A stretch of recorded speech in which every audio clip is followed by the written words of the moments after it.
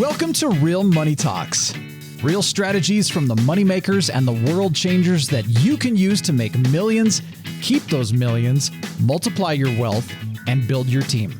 Here's your host, author of 5 New York Times bestsellers, money expert on Dr. Phil, CNN, CNBC, The Street TV, Fox News, and The View, Laurel Langmeyer.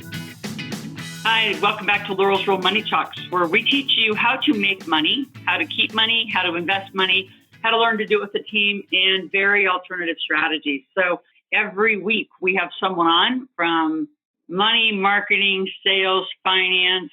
Coming soon will be more cryptocurrency. I know a lot of you want to know about that.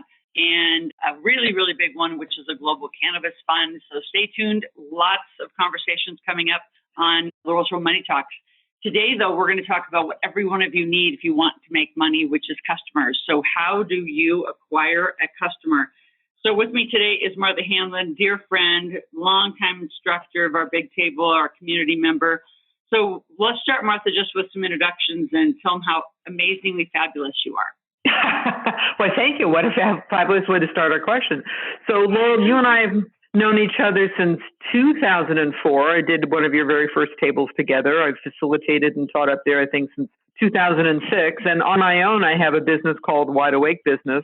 My specialties are working with small business owners. And I think now, Laurel, I just say that we work to take the scary parts out of being in business.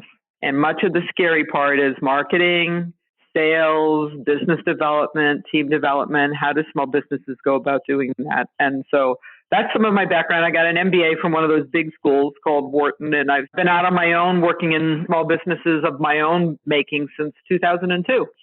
That's a little bit of my fabulous background. And it is fabulous. So let's talk about what we do. We do a lot of similar things in acquiring customers, very aligned on that. But talk about the survey that you have, that you do or encourage your clients to do every year. Yeah. Just to discover what are the challenges.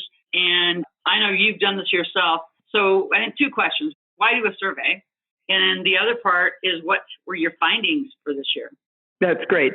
So why do the survey? Well, I think we do the survey because we all get stuck in that spot where we think we know. We think we know what's going on in the mind of our customers. But gee, wouldn't it be nice if we just asked them? And so there's always some built-in prejudice in a survey because there's a certain group of people who answered, a certain group of people who don't answer. But I would much rather get some answers than nothing at all. So every year for the last 3 years in January, we send out a survey on social media. We send it out to our database and we ask them, what do you anticipate your 3 big challenges are for this coming year?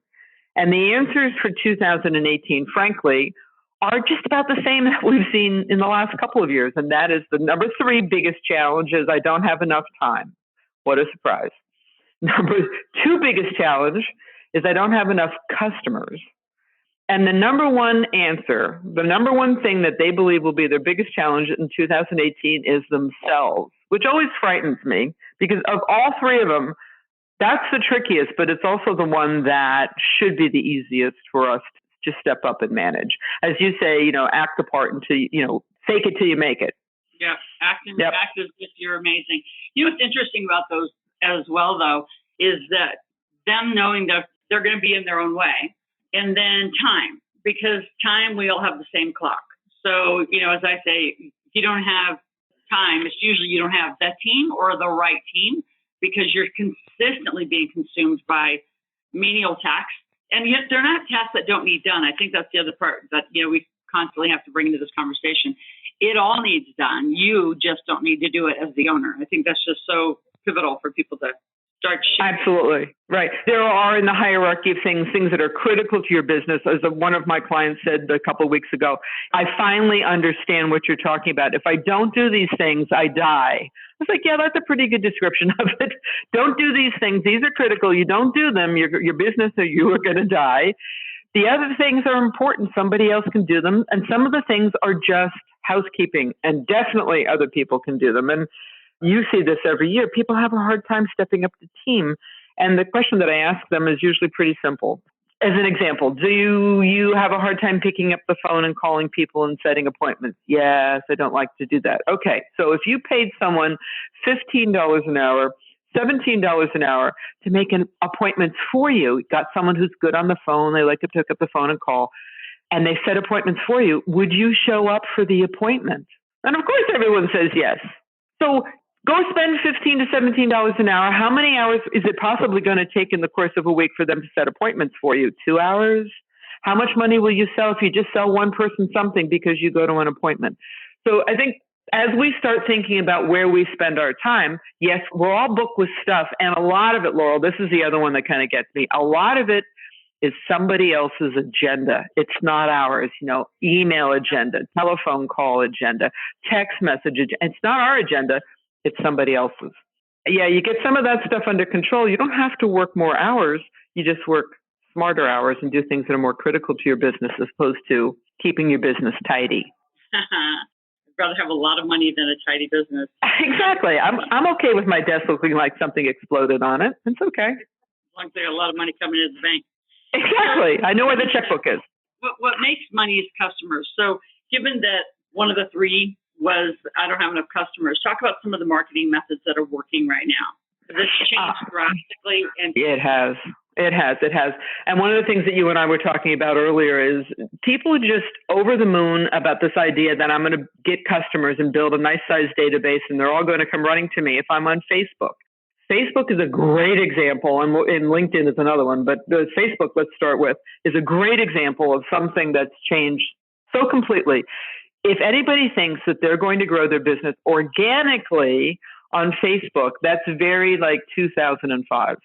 It's not happening anymore. There's an advertising company called Ogilvy, and they made a prediction about a year ago. It's called Facebook Zero. And their prediction is they're watching organic growth in terms of businesses coming onto Facebook to organically build their business. And they're watching it head towards zero, which should be frightening for anybody who thinks that's the way they're going to build their business. On the other hand, what is working a little bit with organic in Facebook is video.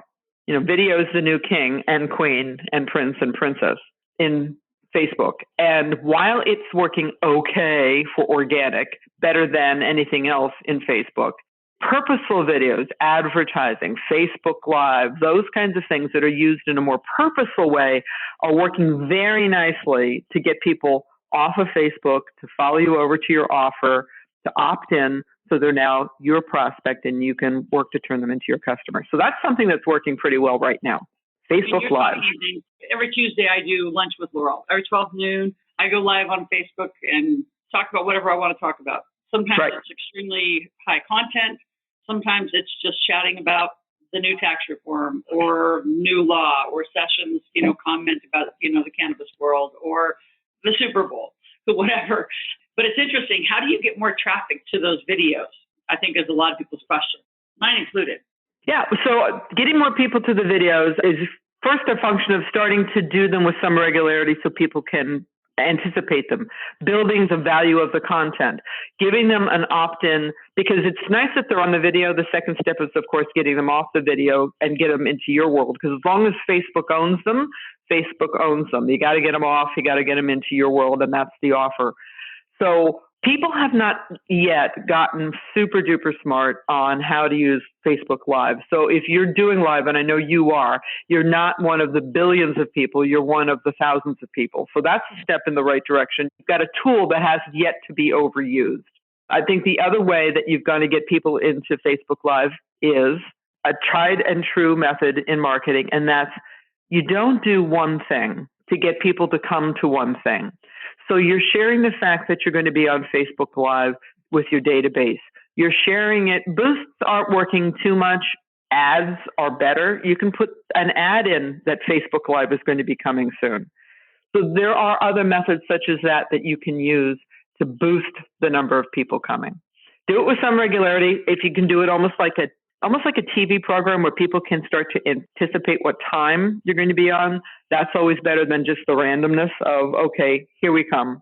And we're watching people who are almost treating Facebook Live as an example like a TV channel start to boost their viewers.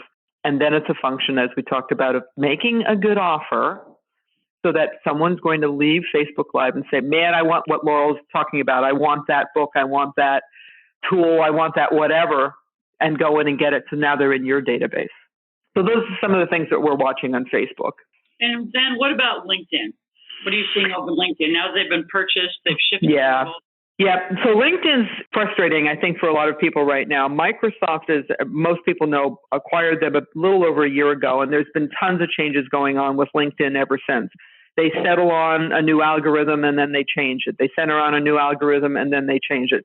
Here's some of the tips that we're watching in LinkedIn. First, you can, go out and make connections. Ask for people who are your ideal customer. Ask them for a connection and then do something.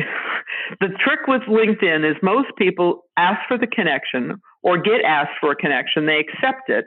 And then that's the end of the game. Go send that personal email, just a little something. So when I send an email for a connection, I'm going out and asking them, so what do you anticipate is your biggest challenge in 2018? The survey questions. I'm getting engagement because it's not canned. It's a surprise because most people don't do anything once you've got a Facebook connection, a LinkedIn connection, and go back to those connections in the beginning and engage them. Ask them some questions. What's going on in their business? How well is it working? What do they anticipate the biggest issue? Engage people. If they're your ideal customer, the other thing that you can do is offer them a 30-minute consultation. I appreciate the problem that you have. That's one that most of our businesses run into. Would you love to talk? There's ways that we can help your business. LinkedIn is about engaging. The same sorts of strategies that work on Facebook are not the strategies to use on LinkedIn. And I think right now the issue with LinkedIn, again, is different than Facebook. Microsoft's continuing to play with their new baby. And as they play with it, the rules of engagement keep changing and how you can get more people to engage with you keep changing, except for one thing, and that's personal connection. And the thing that I watch people do the least on LinkedIn is once the connection's been made, they don't do anything with it. So it's kind of a wasted asset. The other thing I thought was interesting, Laurel, is HubSpot in 2016 did a survey about, they took 31 different industries and they took a look at where people, if you will, hang out on social media based on those 31 industries. So I think the other thing that's appropriate for people to think about is my customer on Facebook? Is my customer on LinkedIn as to find business owners like me? So my customer might be on Facebook, but for social reasons, and they're not looking for people like me on Facebook. They're over on LinkedIn, or maybe they're on YouTube. And I thought this would be interesting for all your listeners. Consulting, so coaching, consulting, those kinds of services. Overwhelmingly, way overwhelmingly, people are on LinkedIn looking for consultants, coaches, people of that sort. On the other hand, if you're looking at Facebook's, according to HubSpot's survey, people who are on Facebook and are looking for clients, it's mostly products. It's things like travel, sports, movies. So if you had a product, Facebook would probably be a great place to be. If you have a service, LinkedIn's probably a better place to be. Interesting. Tell us a little bit about I'm going to call them the biggest mistakes. Facebook and then go over to LinkedIn. What are the biggest mistakes you consistently see people doing? I think the mistakes are the same between Facebook and LinkedIn. People believe, we'll take Facebook first. I think people believe that they can still build a following on Facebook organically. And if there's someone listening to this and they say, well, I have done that, well, you're the unicorn in the room. You're the one who is the outlier, and congratulations to you. But the big mistake that I'm still watching with Facebook is I'm going to have a Facebook page and I'm going to post things. I'm going to put pretty pictures on, and maybe I'll even put some videos on, and I'll build my followers and the number of people who like me. And yay, isn't that exciting? But nothing else happens. They're not your customers as long as they're on Facebook. They're Facebook's customers. They're Facebook's people. The biggest mistake I see, Laurel, is you have to encourage them, give them something that encourages them to leave Facebook, to come over to your landing page, to opt in to get the thing so they're in your database, so then you can begin to talk to them, to market them, to serve them. That to me is the biggest Facebook mistake. The biggest LinkedIn mistake is accepting a connection, asking for a connection, and then doing nothing with it. thinking that's the, wow, I've got 1,000 people I'm connected with. So what? Post a blog there every week. Post a video blog there every week. Post a critical comment on something that happens a couple of times a week. Use it to build communication, to show off your expertise, to take your connections and actually make them more than connections, make them leads, make them prospects. Those to me are the two biggest faux pas. And then if I kind of flip it around, and you see this all the time, what's the offer you're going to make to them? So now you've made them a free offer. What's the next offer you're going to make to them? What does your product funnel look like? You got them to opt in for the free thing. How do you continue to build that engagement? What comes next? So if I was going to take your question one step farther, my next step would be into product funnel. When I look at businesses, I would say product funnel is one of the top 5 reasons why businesses are broken. Say that again. When I'm working with businesses, I think a broken product funnel is easily in the top 5 reasons why a business is broken and not growing. Interesting. So here's the story that I've told many people. I use you as a great example. I know you could grab somebody new and tell them in a day and a half everything they need to know to be a millionaire or a multimillionaire to make money. I know you could do that. They can't absorb it. It's new. It's head-turning in some ways. It's mind-blowing in others. For you, you can teach them in a day and a half. You're masterful. You're an expert. But they're not an expert yet. They're not even skillful yet at making money. And they need to go more slowly. They need it in bite-sized pieces. And I think the problem with the product funnel is so many people think, well, I'll just sell you one thing and I'll give it all to you in one step and you're good. And they're not, because they can't absorb it. Interesting. So do you give and how do you give client advice on setting goals on the new kind of customers? Should they get X number from Facebook, X number from LinkedIn? How do you help with the kind of just the customer acquisition goals and what they should be doing so they actually feel like they have a successful year? Because what we see also over and over and over, any level of documentation, they feel like they're spinning. And I mean, many times there's no metrics. Right, because we forget to do the measurement thing, or we don't put systems in place that enable us to measure. So I think the issue starts way at the beginning. There's a difference between people who are successful in business, of course, and people who are still struggling. And one of the big differences is people who struggle with their business have an idea. We all started our business because we had an idea. You started your business, Laurel, because you had an idea. I started my business because we had an idea. People who are struggling then go out and do things. They start doing this and they start doing that and they implement over here and they feel like they're juggling and they've got 1,000 things on their to-do list, and then their third step is they're frustrated.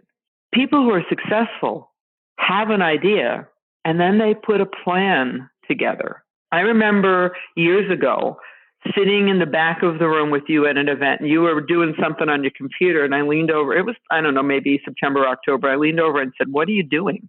And you said, "I'm starting to put our plan together for next year." With a plan, you then can know where to go to implement. You can figure out, part of the plan is who's my customer, because the answer does not start with anybody and everybody. We're small businesses. Our success is in finding our target market. My business partner, Chris Williams, says we're looking for people with orange socks. Like, you get that specific. When you know who your customer is, you can then start to figure out where to go to market. And I think this is where we've been talking is often an issue, that someone says, well, gee, you need to be on Facebook, yet your customers aren't on Facebook, so you just spend a lot of time that's not being productive. Gee, I don't like to pick up the phone and call, so you've got all these business cards laying on your table, but you haven't done anything with them from the networking group. When you're planning, part of the plan is who's my ideal customer? What do they look like? What's their age? What's their income? What's their behavior around the area that I operate in? And then I can start to figure out, where are they? Okay, so maybe they're not Facebook people. Maybe they're Twitter people. Maybe they're YouTube people. They're very visual. Maybe they're not any of those things, and you need to start going to networking groups. One of the things that I think is true is when the clearer you get on the profile of your customer, the clearer you're going to get on where to go to find them. And then, as you were saying, put metrics in place. Are we sending them to a landing page? Great. What are the statistics? How many emails did you send?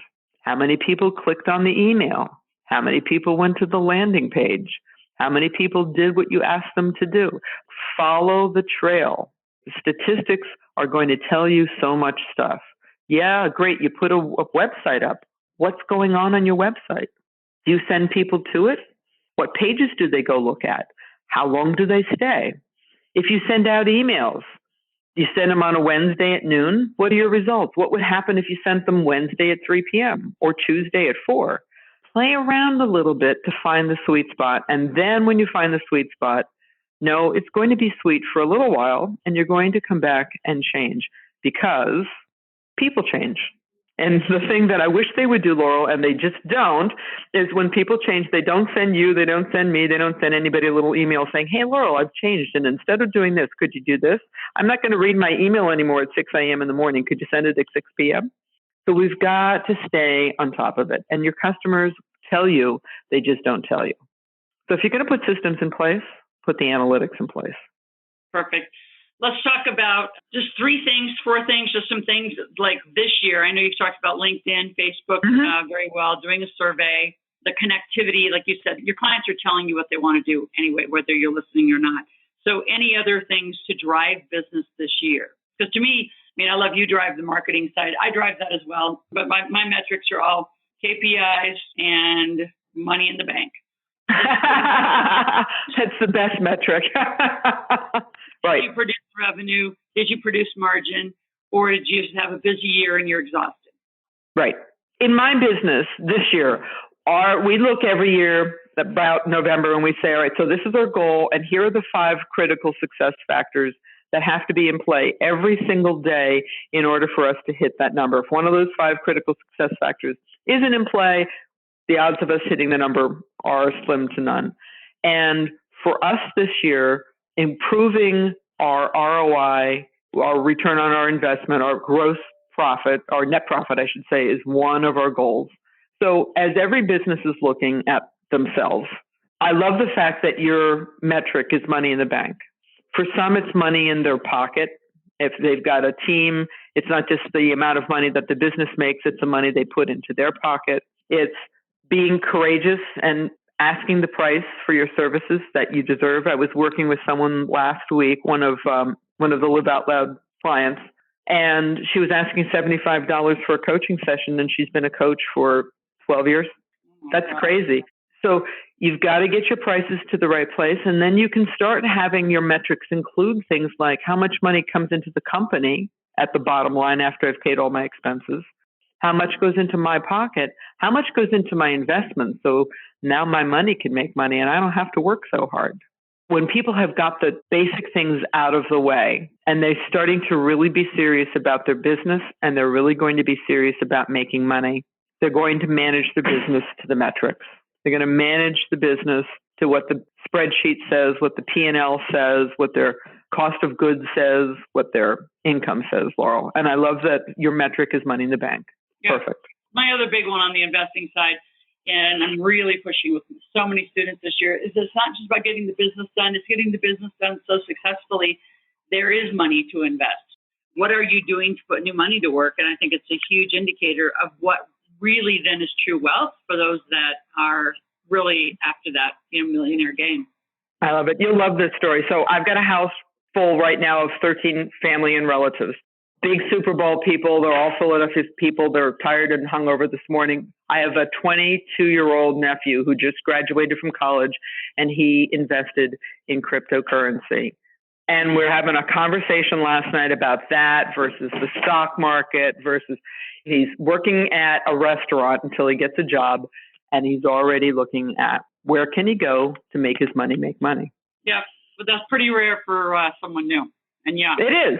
It is. It was a great conversation. So Martha, any last tips before we head out of the podcast for today? And those of you that are listening, we always do an offer. It is go to asklaurel.com.